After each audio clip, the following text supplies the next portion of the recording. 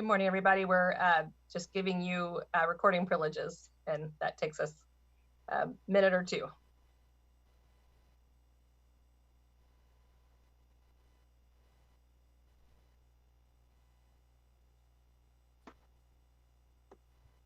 And Joanne and Ryan, I see there are some more people in the waiting room too. We'll certainly let them in. Great, thanks. Thank you. Good morning, everyone. We're just going through and giving recording privileges to everyone. We'll let you know when we are done.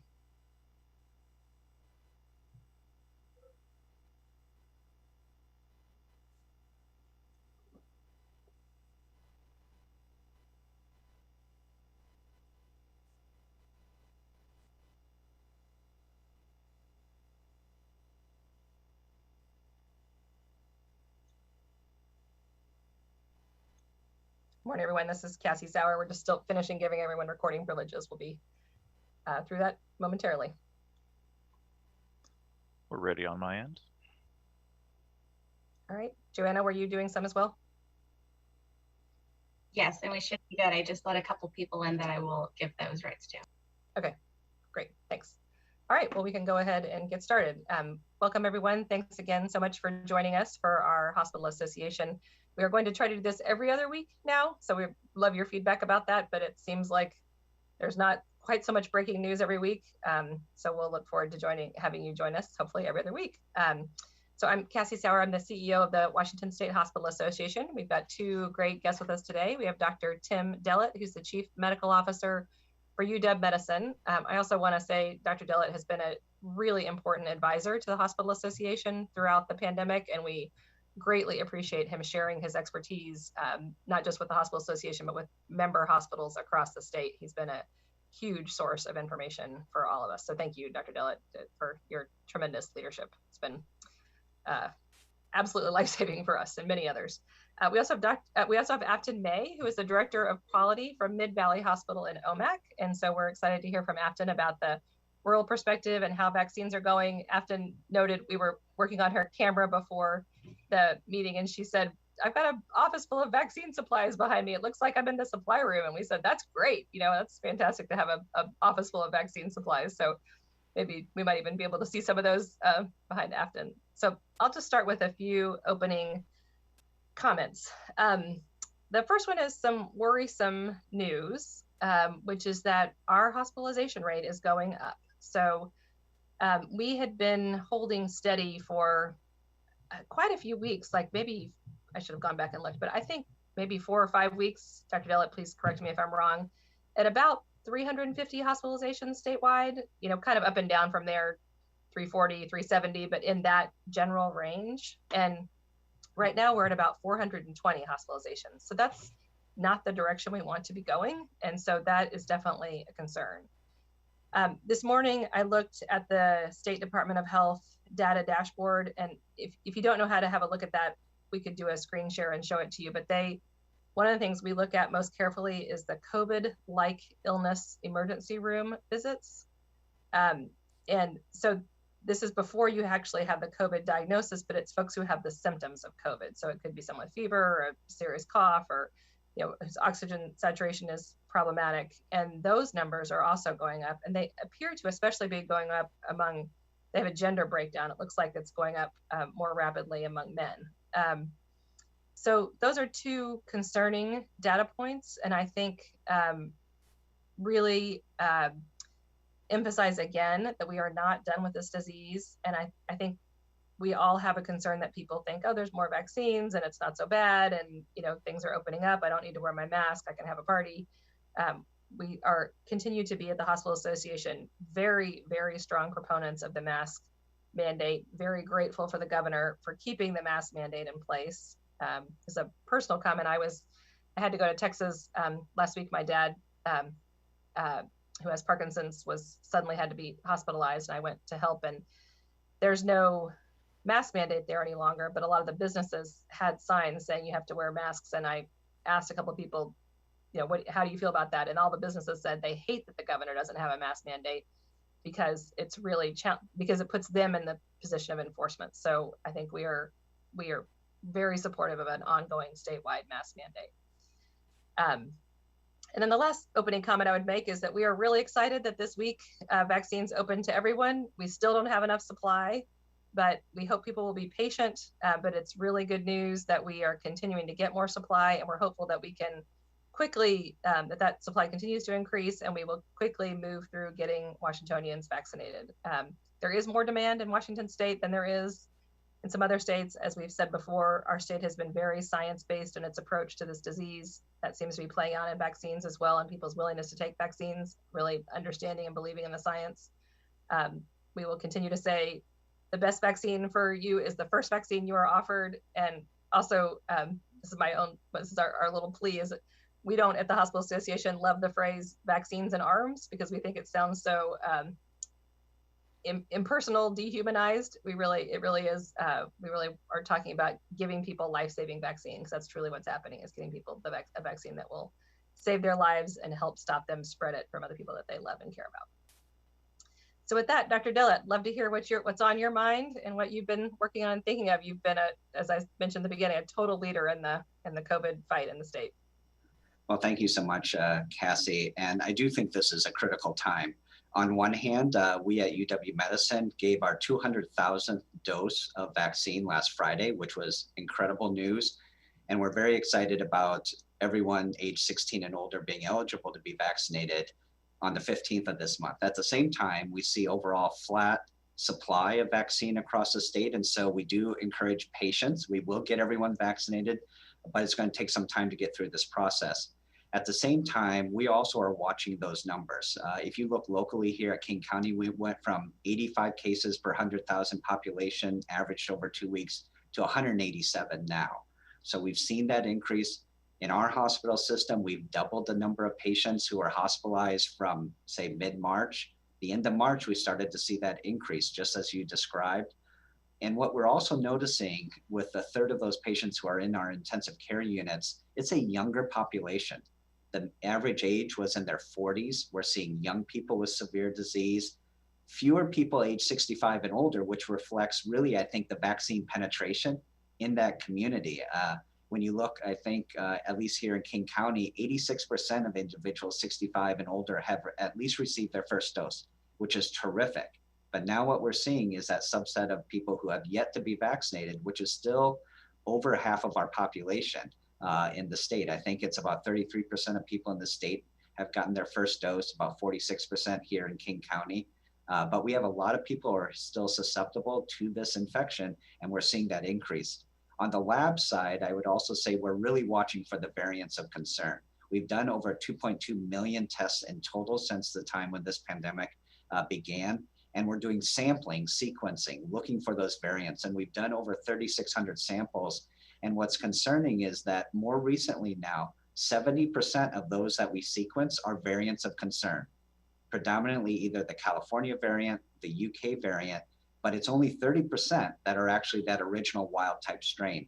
And so we're seeing this increase in cases in our community, increased hospitalization, and increase in these variants, some of which do seem to be more easily transmitted from one person to another, some of which have been associated with more severe disease. And so while we're really encouraged by the progress we're making as a whole with vaccination, we've got to not let up on the gas. We have to keep masking. We have to keep the physical distancing where possible. And again, it's that balance as we open up, but there are a lot of things that we're almost towards that light at the end of the tunnel, but we're not there yet. And so as the sun comes more this week, the weather's getting nicer, we still really encourage people to be careful and continue those practices that have really allowed Washington to be in a much better state of situation than many of the other areas around the country.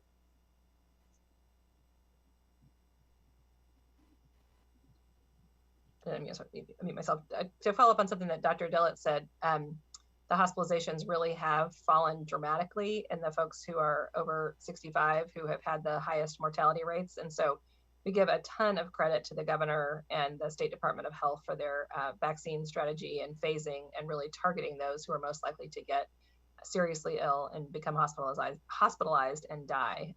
So that was I know there was people got impatient who were in the younger groups for sure, but making sure that those folks could get vaccinated and protect themselves from severe illness and death was a very smart move. So we're grateful to the governor for that leadership. All right, Afton, let's hear how things are in Omac, and especially the rural cases, rural vaccinations. Love to hear any wisdom you've got from there.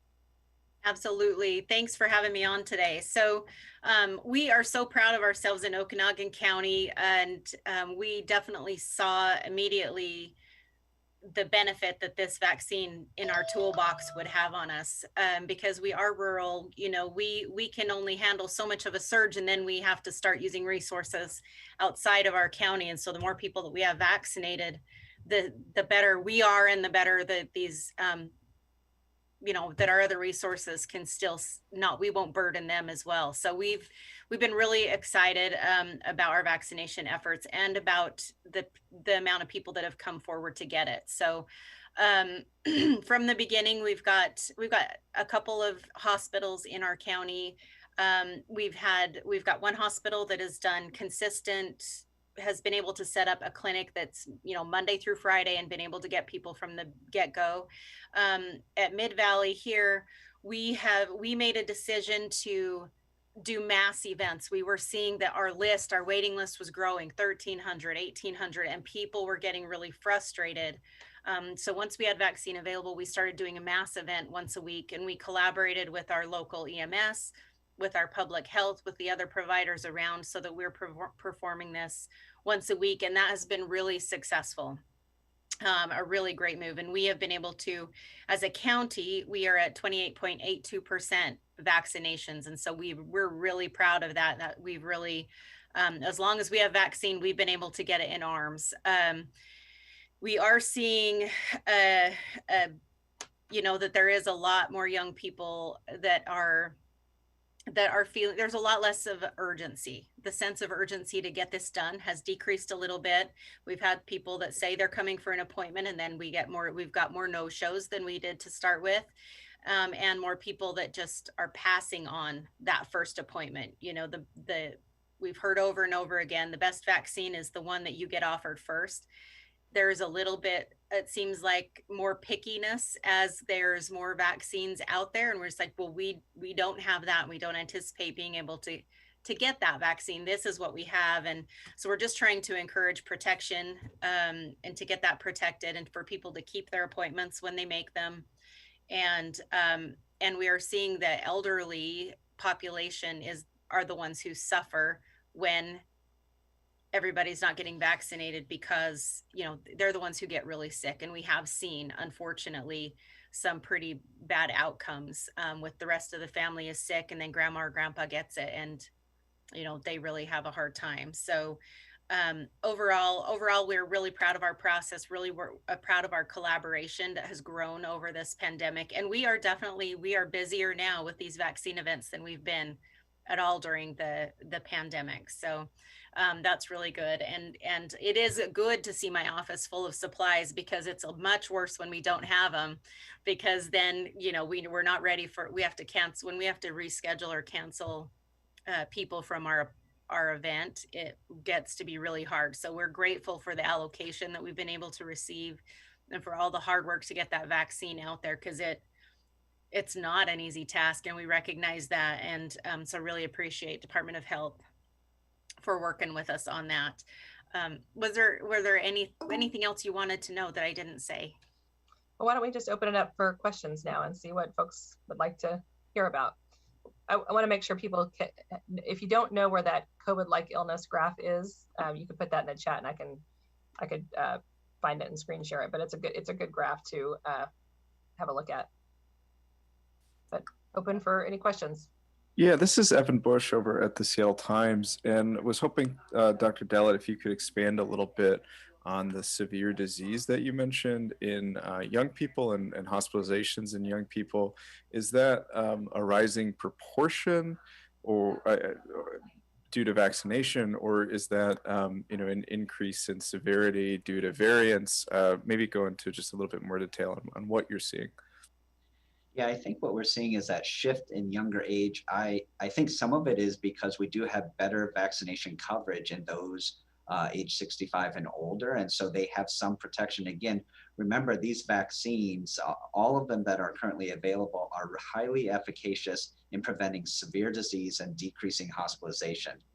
We have seen some cases in people who have been fully vaccinated who have developed infection, but usually those cases are mild or asymptomatic and typically do not require hospitalization. So that's the key of the vaccine. And I think what we're seeing in the age shift is simply that we started with the most vulnerable high-risk patient group or individuals within our community, those 65 years of age and older. They have more protection now as a whole. And so we're seeing this, unfortunately, sometimes in younger individuals, typically with underlying health conditions as well. And we're trying to get everyone vaccinated as quickly as possible. It's just a stark reminder that we have still a lot of individuals yet who have yet to be vaccinated and are still susceptible to becoming infected. I think, Maddie, you asked a question that are hospitals seeing breakthrough cases leading to hospitalizations as well, but I think Dr. Dellit just answered that. If there's any more you want to ask about that, feel free to put it in the chat. I see that you don't have a microphone.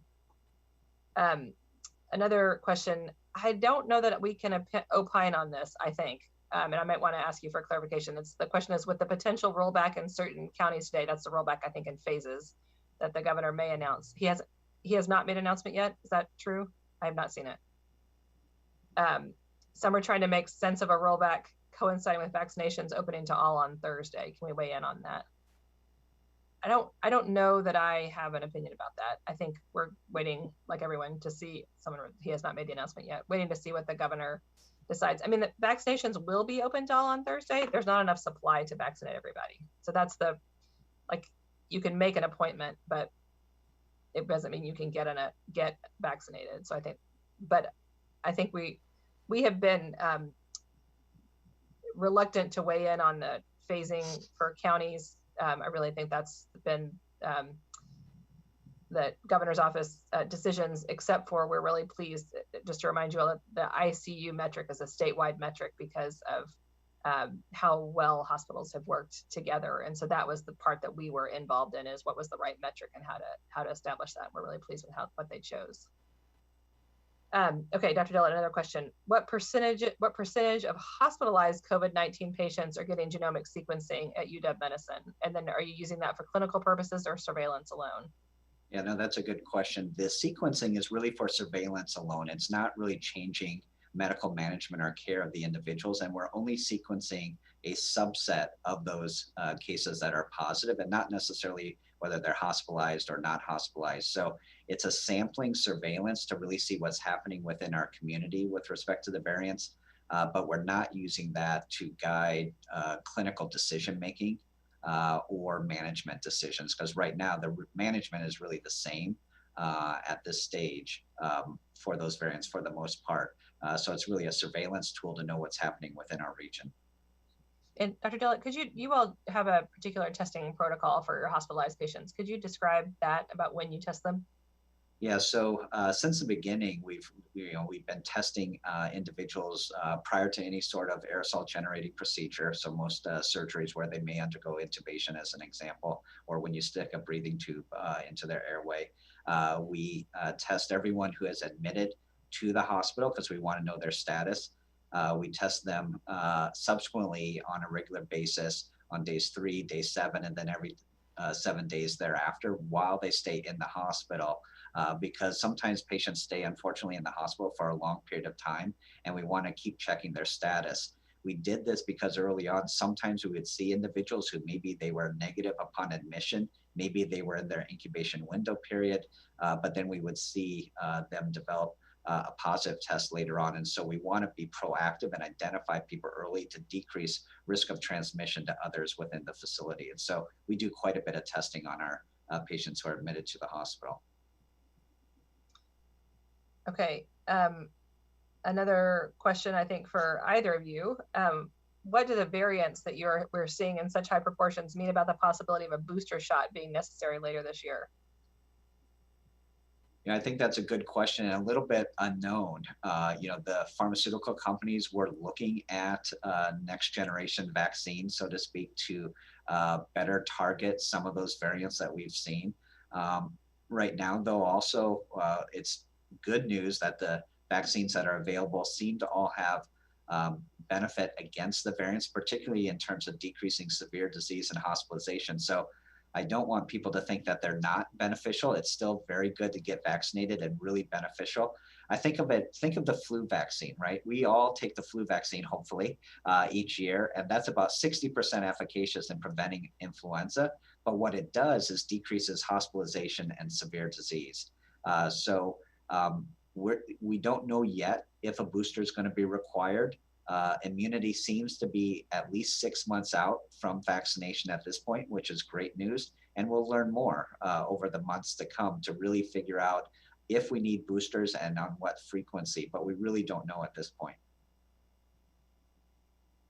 Afton, anything you want to add about that? Have you heard comments about booster shots and Same, just the same. Yeah, everybody's wondering if we're going to do it again. And from our standpoint, we are just working on a sustainable process so that we can get through as many people as fast as we can. So if that happens, we're prepared to go ahead and go through that again in a better way. I mean, we're at our mass vac site, we're able to do 150 to 200 cars an hour, and we're just working on our processes so that if it comes around, we'll try and make it as painless as possible.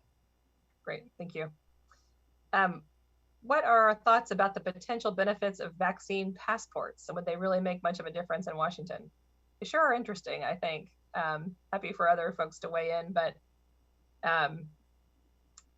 to think about if you were going to go to a theater performance or something, to know that everybody there was vaccinated, it might be helpful. They also seem like there could be counterfeit. I mean, there definitely is counterfeiting happening. It's a really interesting question. I think some countries are doing it out of their own government, and as far as I have heard from our federal government, they have said they're reluctant to do so because they're worried it kind of feeds the anti-vaccination government is using this to track you myth. So Dr. Dellit or Afton, what are your thoughts about it? I guess just to say it's interesting. I don't think we have a position on it, it's fascinating to read about. Yeah, I think it's an interesting discussion, and you probably have pros and cons. There are some things like even yellow fever where you do have to have a vaccination card to go to certain countries to demonstrate immunity.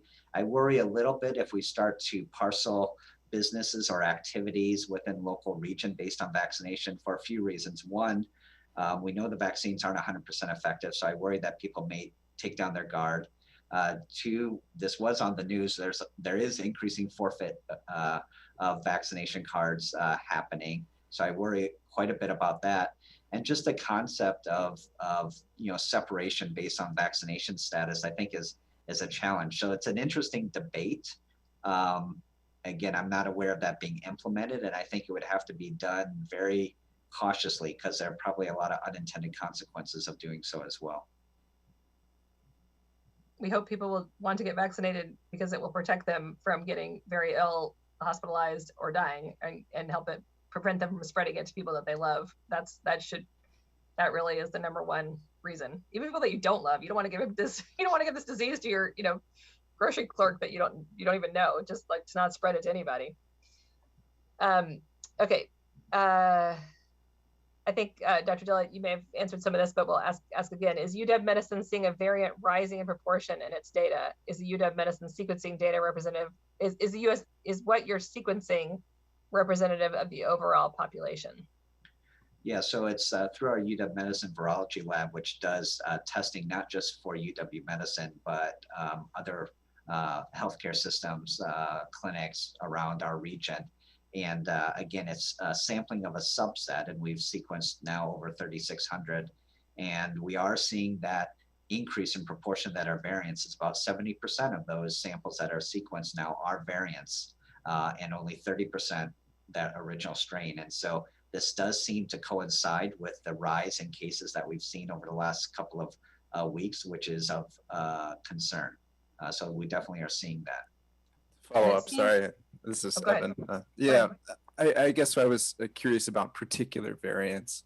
The state data suggests that B.1.1.7 might be growing in proportion based on its latest surveillance report. I'm wondering if that's what UW Medicine is seeing in its data as compared to the California variants, which were higher in proportion earlier in, say, February. Yeah, I think you're right, Evan. What we're seeing right now, of that 70% that are variants, the two biggest blocks are the California variant and the UK variant, the B.1.1.7. Much smaller numbers of the Brazil or South African variant. The UK has been gradually increasing relatively over the last a few weeks as well. But right now, at least when we're looking at it, it's a chunk that are California and another block that are UK. Those are the predominant variants that we're seeing circulating within our region right now. Okay, another question. Where do we stand with visitor policies in hospitals at this point? And can we describe changes since November? And what effects have these changes had on operations and patient outcomes? Afton, do you want to start with what your visitor policies are right now? I think there's definitely variability around the state depending on the level of COVID in the community. So I'll give that preface.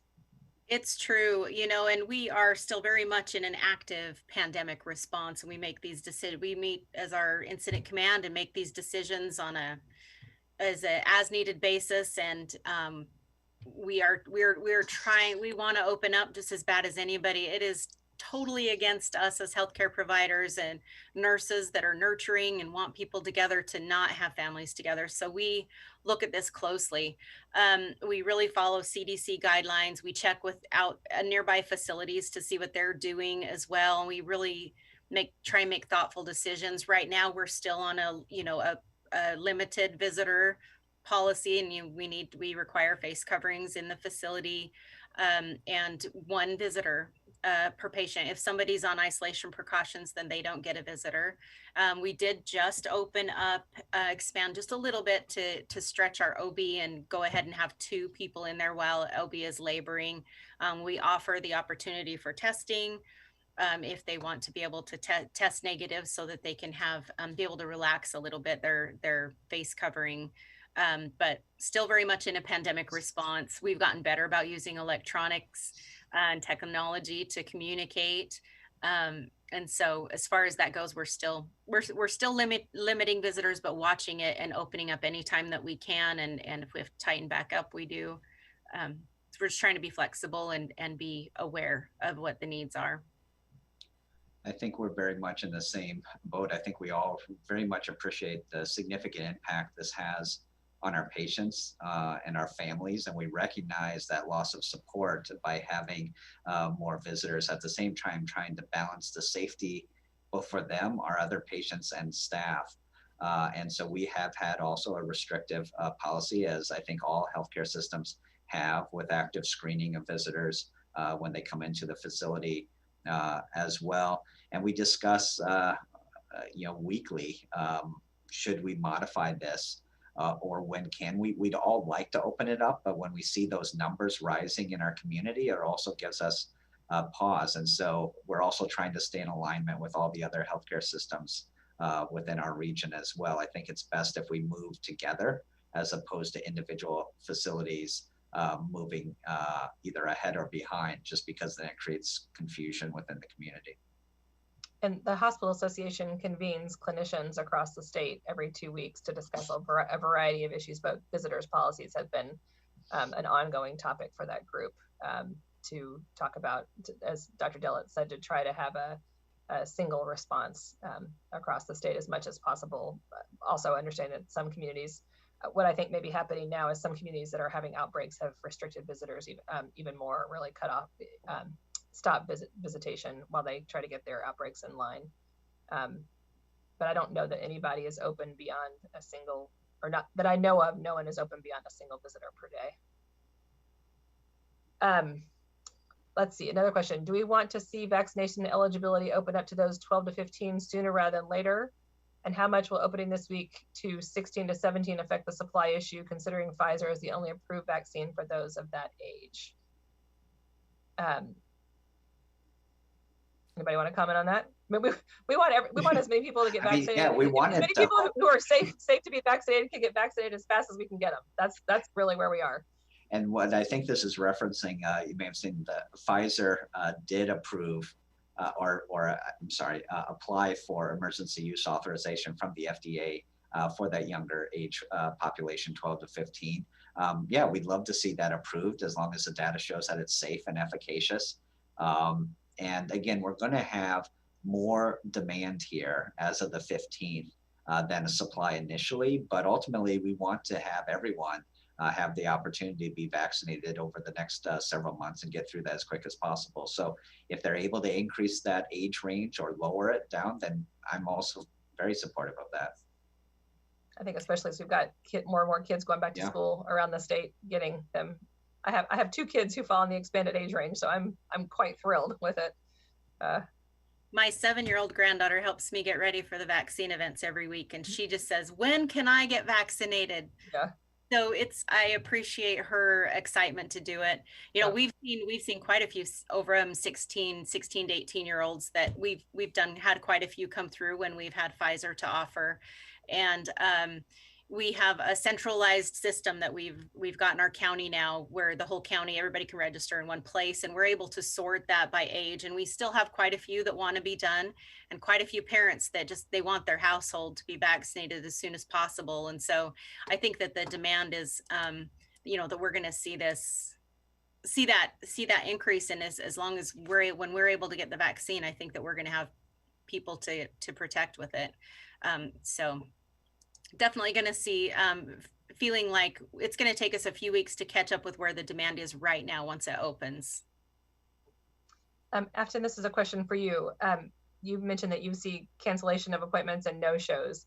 Are you running into hesitancy, or is it vaccine shopping where people might have made multiple appointments? We do see this where people they're looking to find a vaccine and they're worried about cancellations. I don't think appointments are being canceled by the providers any longer. That happened early, but I still think that is out there, that people are worried they'll have an appointment, it'll get canceled. So they're making multiple appointments and then kind of seeing which one comes first and where can they go. So that may be happening some too, but curious, Afton, what you're experiencing for those no-shows or cancellation. What are their thoughts behind that? Yeah, that's great. So when we centralized our system, that helped a lot with those multiple appointments, because now we share a registration system. So when that person moves off to and gets done at another facility, nobody else is trying to call them and schedule. And so I think as far as Okanagan County goes, we've really made a big impact on that. What we're seeing is people I think it's a lack of sense of urgency. You know, the sun is shining and we want to play. And so we have other things we want to do. There's a lot that they want more. We need people to think of it like a doctor's appointment, and we want employers to be really flexible so that the people can come and get their vaccination. We're just not able to give vaccinations, you know, every evening to try and accommodate those that work days, and every, you know, day for those that work nights. And so we need to just have some flexibility. We've seen work schedules, just a sense of urgency, vacations.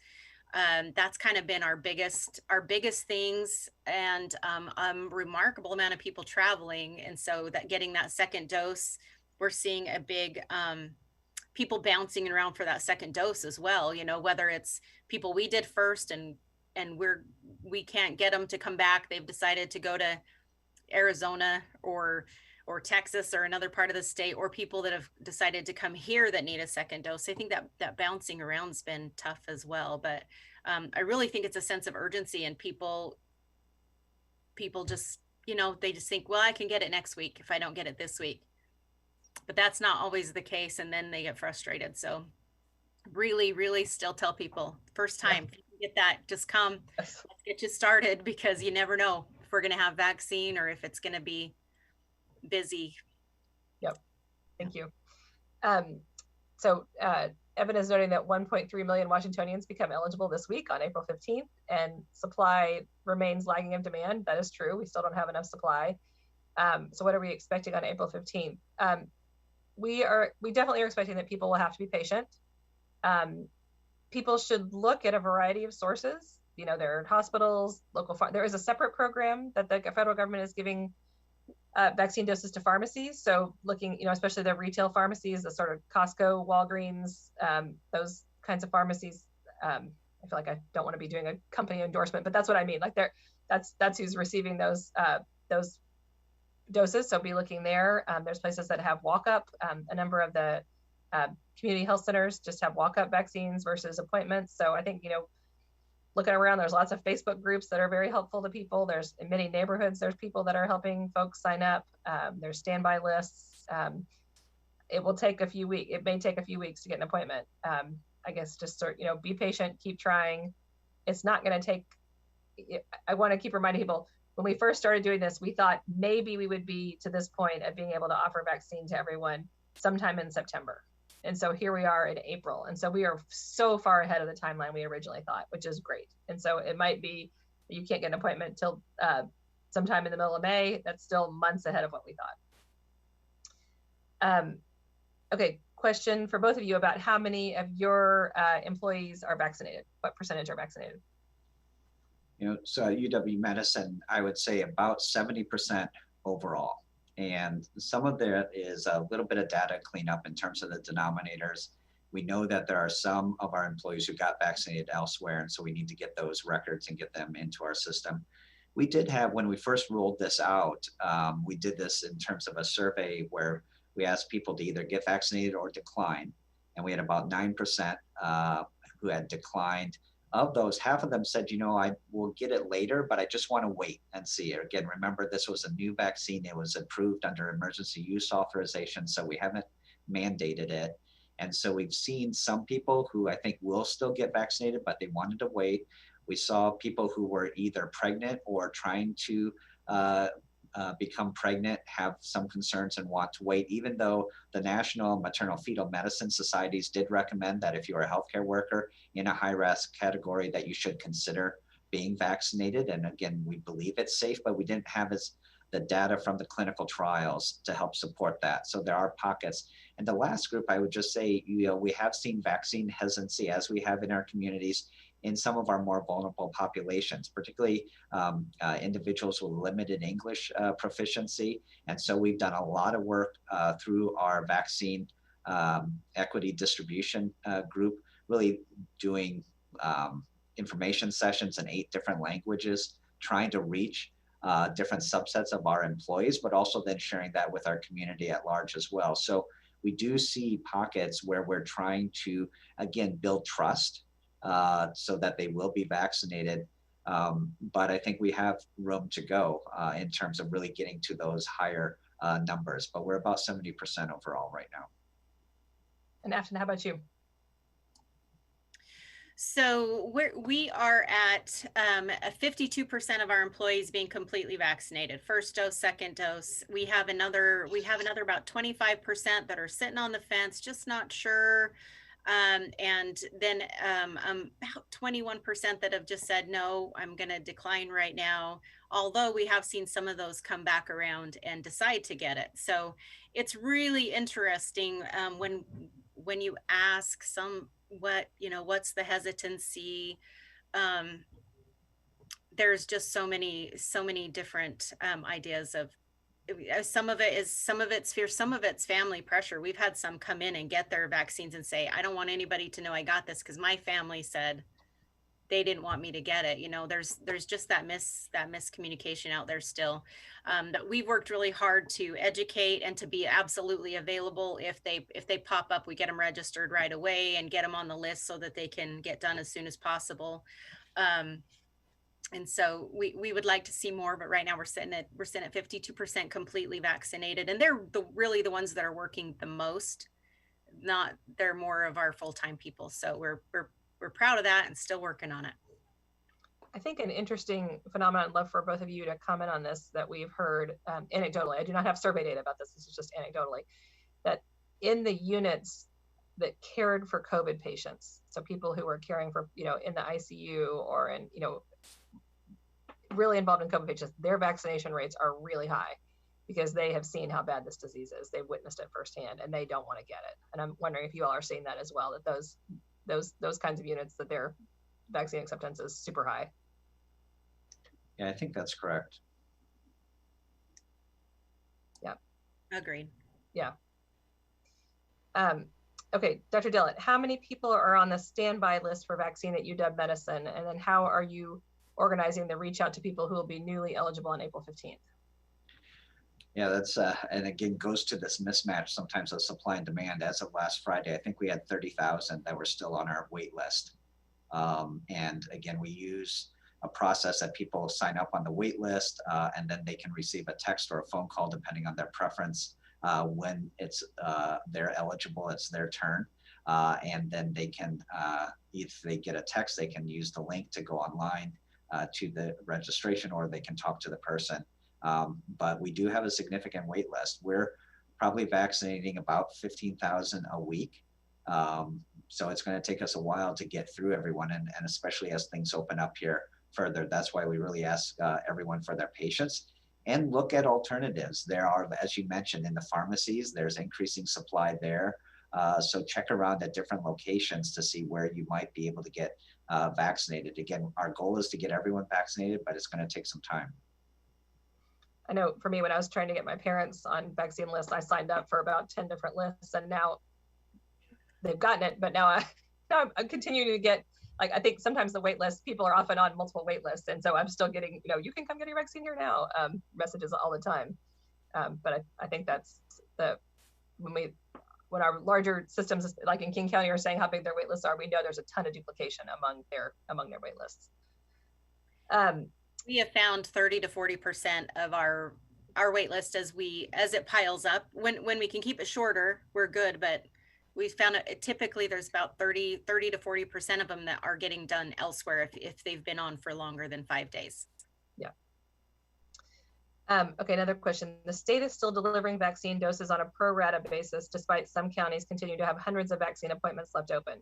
Should the state begin shifting resources based on demand instead of pro rata basis? So what we've understood from the state, and please chime in here, is that people shouldn't be ordering vaccine if they've got a vaccine left over. If they've got appointments they're not filling, they should pause their ordering for a week and then reorder the next week. So that, I think it really is the providers. And I am pretty confident the hospitals are not ordering more vaccine than they can use. So that's, if folks are in counties some vaccine providers are in counties where they're not filling their appointments, it really falls on them and their public health department to say, we need to pass or decrease our request this week. I mean, you don't have to not order, but you could also order it. Like if you typically ordered 1,000 doses, maybe this, and you've got some appointments left over, maybe this coming week you only order 500, so that more vaccine can go to those who can fill them.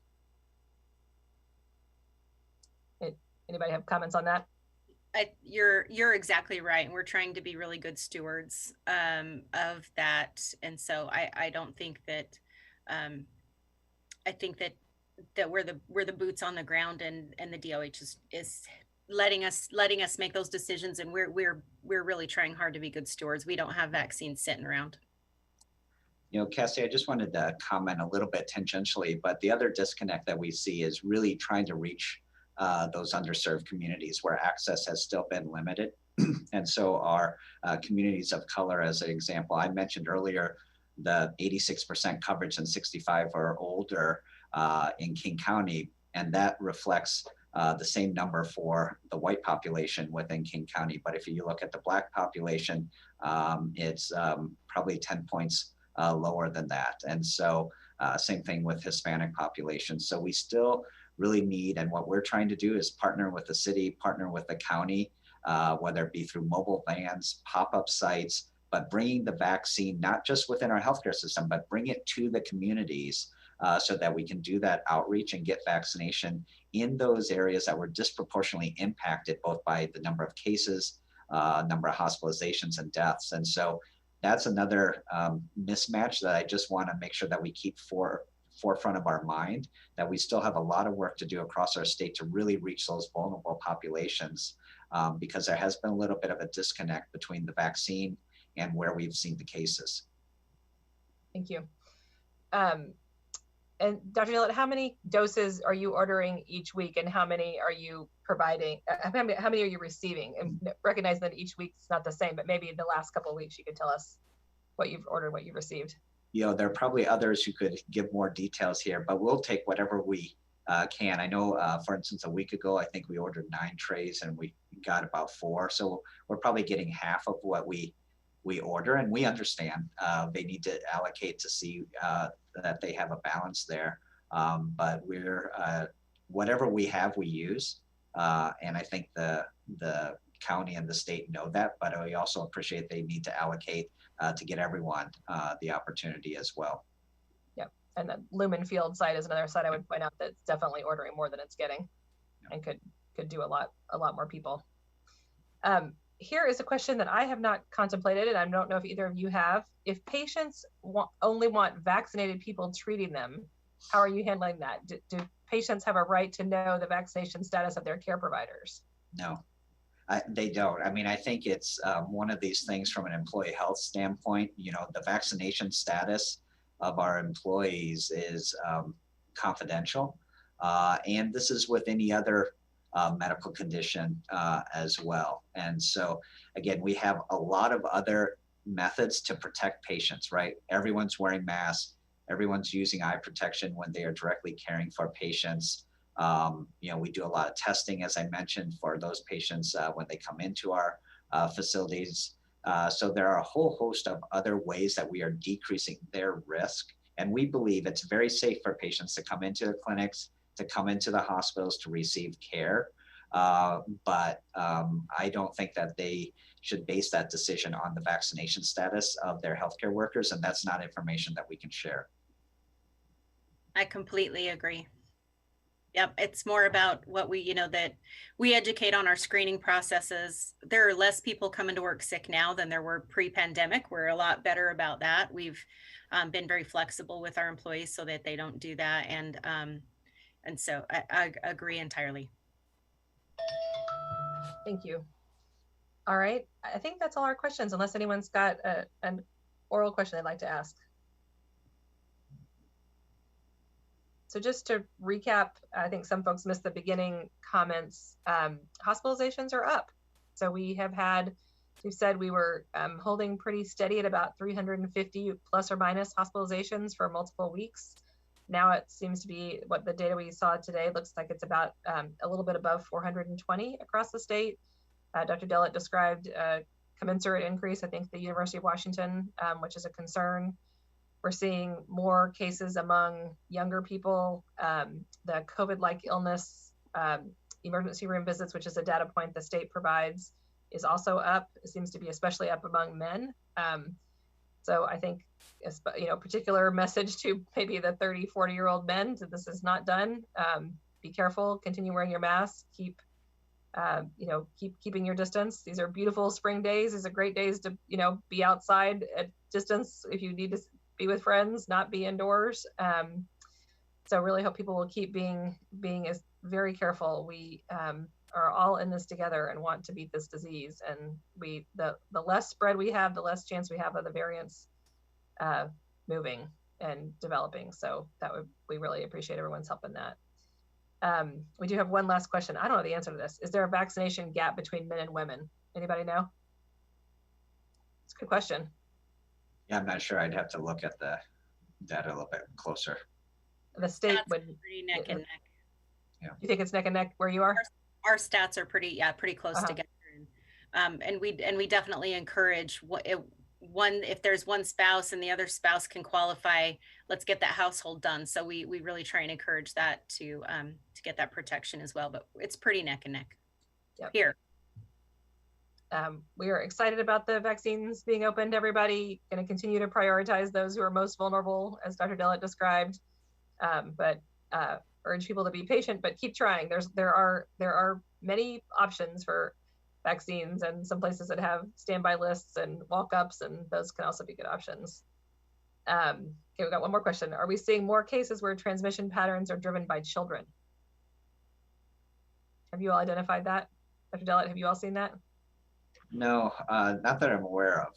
I mean, I think that it can happen, but I think that is in part why, the CDC has been supportive of getting younger students back into the classroom because they feel that it's safe to do so. So that's not where we're seeing, I think, a real driver right now.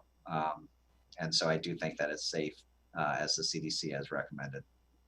I think we would encourage, one of the early findings for hospitals about COVID was that where COVID was spreading in the hospital, it was most often in casual spaces between staff. So it was break rooms, lunch rooms, where people let their guard down, took their masks off, and thought since they weren't working with a patient, they couldn't be spreading COVID. And that was the main place where COVID was spreading. So as more and more teachers go back to work, we would really encourage them to exercise the same caution that hospitals have now encouraged about, don't eat in crowded spaces with other people. Probably eat in your own classroom if you're going to eat at all. Make sure that you're not letting your guard down with your coworkers, because that what we saw is that the hospital staff were super vigilant about their work with patients, but so much less so, understandably, with their friends and coworkers. And I think I do have a concern about that for teachers, that they need to have that same level of vigilance when they're talking to their fellow teachers who they haven't seen in a long time and probably are friends with and want to hang out with. So that's probably your more dangerous spot, is your high school break room, than your actual classroom. Dr. Dellit, would you agree with that, do you think? Yeah, that's definitely what we saw among our healthcare workers. It wasn't the acquisition from patients. They were very diligent with their PPE. It was in the break rooms where you unmask to eat and maybe you're not 6 feet apart, or casual gatherings outside of work with colleagues, where we would see that transmission among our healthcare workers. I know. We just know a lot of teachers haven't gotten to see each other, and they're going to want to spend time together. So just urge that caution. All right. Well, thank you all so much for joining us. As I mentioned, we're going to go, we think, to an every other week schedule, unless things heat up and seem like we need to go more often, have this more often. But in the meantime, if you've got questions, please feel free to reach out, and really encourage you to keep asking people to wear their masks, and that we are not done. We do not want to have a sense of complacency that we end up getting thrown off our really good trajectory right now. So take care, be safe.